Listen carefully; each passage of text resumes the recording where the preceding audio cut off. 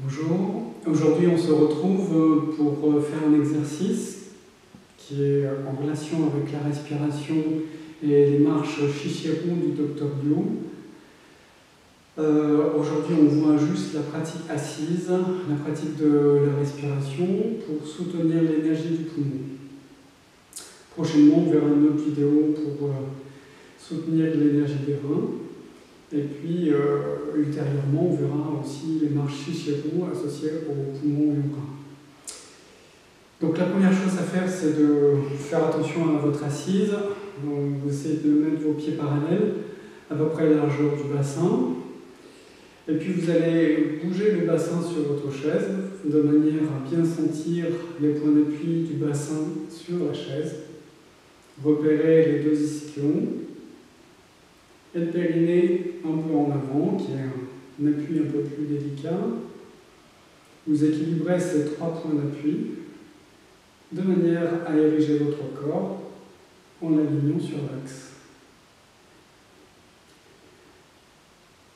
Lorsque c'est fait, vous pouvez passer le dos d'une main à partir du sacrum, remonter pour vérifier que le bassin est bien vertical, que les lombaires sont bien alignés sur le bassin, sans creux ni bosse. Si vous pouvez vous remonter aussi jusqu'au dorsal, pour vérifier là aussi l'alignement des dorsales sur les lombaires. Et puis vous veillez à reculer un peu le menton pour que les cervicales soient bien alignées au-dessus des dorsales. Vous avez ainsi un alignement du coccyx au sommet du crâne. Et dans cette position, vous pouvez fermer les yeux. Portez votre attention sur votre respiration sans chercher à la modifier.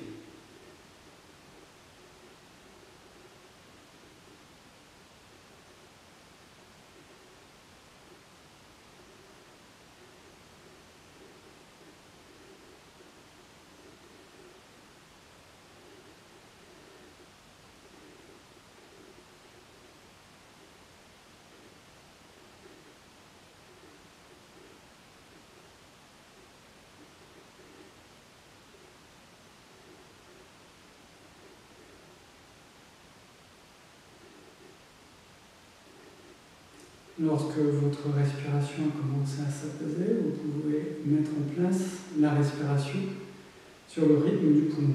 Je vous explique. On va mettre en place 2 inspires courts par le nez et un expire long par la bouche. Pour vous aider à garder le rythme, je vous invite à faire ce mouvement avec les mains.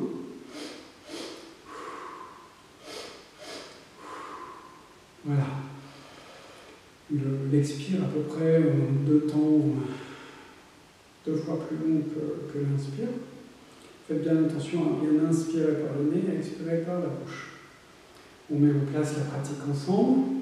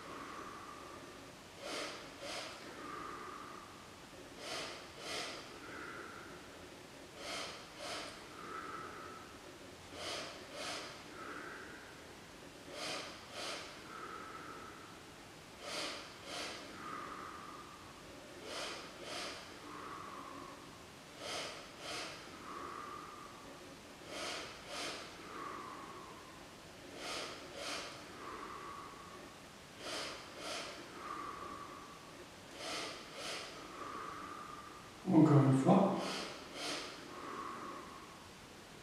Posez les mains sur vos genoux. Reprenez une respiration spontanée. Gardez votre attention sur la zone des poumons, que vous pouvez visualiser d'une couleur blanche, comme si vos poumons étaient aussi blancs que du lait.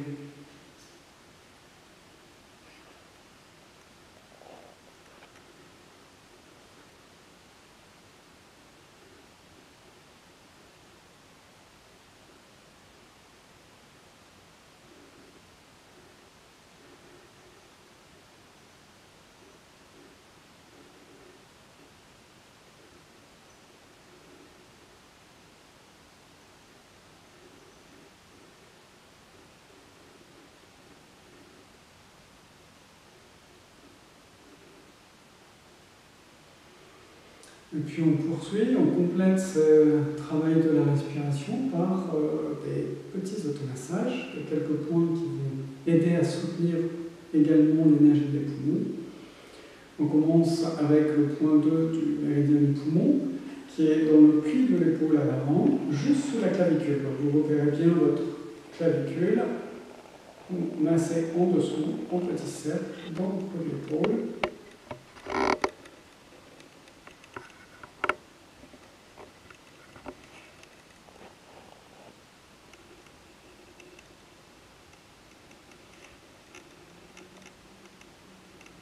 On va faire la même chose sur le point 13 estomac qui se trouve lui aussi juste sous la clavicule. Donc vous longez la clavicule, vous arrêtez au milieu. C'est vraiment un l'aplomb du mamelon, juste au milieu. Et là aussi, vous massez en petit cercle.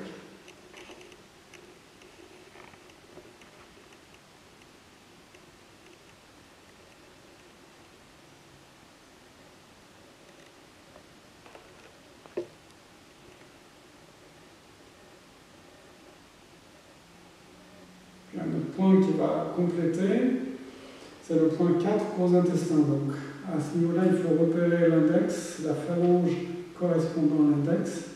Et en partant de la base, entre le pouce et l'index, vous longez cette phalange jusqu'à entre un tiers et la moitié de la phalange, vraiment contre l'os, presque à la limite d'aller sous l'os. Et avec le pouce, vous massez là aussi un petit cercle. En général, les points de massage sont des points un peu sensibles. Plus ils sont sensibles, plus on masse large au début pour gagner un peu en profondeur et en réduisant la taille des cercles au fur et à mesure que la douleur se disperse.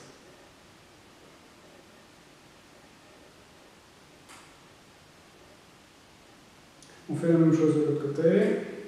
Le point 2 du poumon, dans le pli de l'épaule, juste sous la clavicule.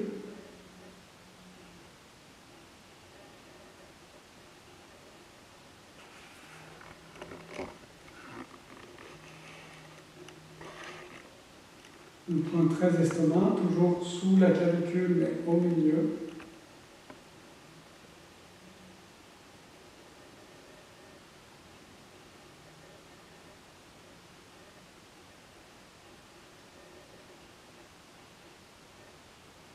Et puis le point 4, gros intestin, ce qu'on appelle aussi la queue du tigre, le long de la phalange correspondant à l'index.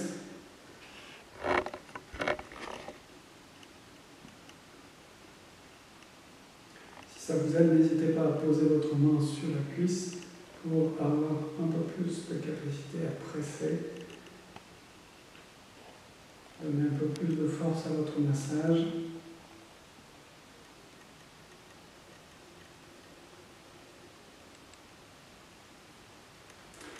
Voilà, donc vous avez un exercice de respiration, un peu de visualisation et puis les automassages pour soutenir l'énergie de vos poumons.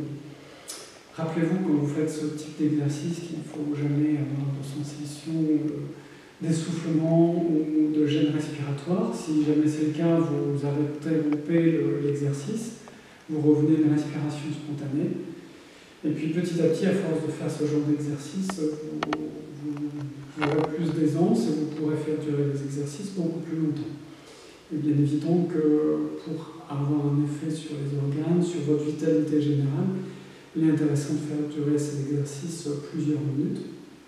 On verra lorsqu'on passera en marche Shichiro, où on utilisera ce type de respiration avec un déplacement, une marche, qu'il est conseillé de faire ce type d'exercice pendant au moins 10 minutes. Mais au tout départ, c'est mieux de se limiter pour pouvoir éviter d'être mal à l'aise, pour éviter aussi de créer une sensation d'hyperventilation, qui crée des fourmillements et qui risque de vous faire tourner la tête. Donc il ne faut absolument pas atteindre ça. Comme toujours en Qigong, il est important de ne pas forcer. Voilà, on se retrouve prochainement pour le même type d'exercice, mais pour soutenir l'énergie d'air. À bientôt.